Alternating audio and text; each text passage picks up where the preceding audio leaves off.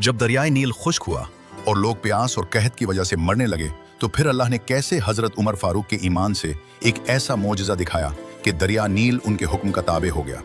ये उस वक्त की बात है जब हजरत उमर फारूक रजी अल्लाह अन्हु के ज़माने में जब हजरत उमर बिन अल-आस ने मिस्र फतह किया तो वहाँ के लोगों ने एक पुरानी और जालिमाना रस्म के बारे में बताया। उन्होंने कहा, ए अमीर, हमारा ये दरियाए नील हर साल एक दफ़ा उस वक्त तक नहीं बहता जब तक हम उसके लिए कुर्बानी न दी। उन्होंने बताया कि हम हर साल एक खूबसूरत कंवारी लड़की को चुनते हैं, उसे अच्छे कपड़े और जेवरात पहनाते हैं और फिर जिंदा दरिया में फेंक देते हैं ताकि दरिया में पानी आए और खेत सैराब हों। हजरत उमर बिन अल-आस ने यह सुनकर सख्ती से मना कर दिया और फरमाया कि इस्लाम में ऐसी जाहिलाना रसूमात की कोई गुंजाइश नहीं। इस्लाम तो उन तमाम रसूमात को मिटाने आया है। चुनाचे इस साल वो रस्म नहीं की गई, लेकिन फिर दरियाए नील का पानी कम होता गया, यहाँ तक कि बिल्कुल खुश्क हो गया। लोग कहत के डर से मिस्र छोड़ने की तैयारी करने लगे क्योंकि उनकी जिंदगी दरियाए नील पर मुनहसिर थी।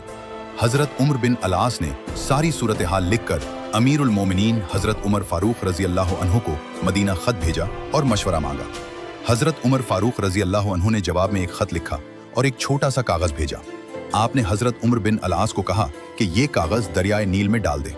इस कागज पर हजरत उमर ने अल्लाह का नाम लेकर दरियाए नील को मुखातिब करते हुए लिखा, अगर तू अपनी मर्जी से बहता है तो मत बह, लेकिन अगर तू अल्लाह वाहिद कहार के हुक्म से बहता है तो मैं अल्लाह से दुआ करता हूँ कि वो तुझे जारी कर दे।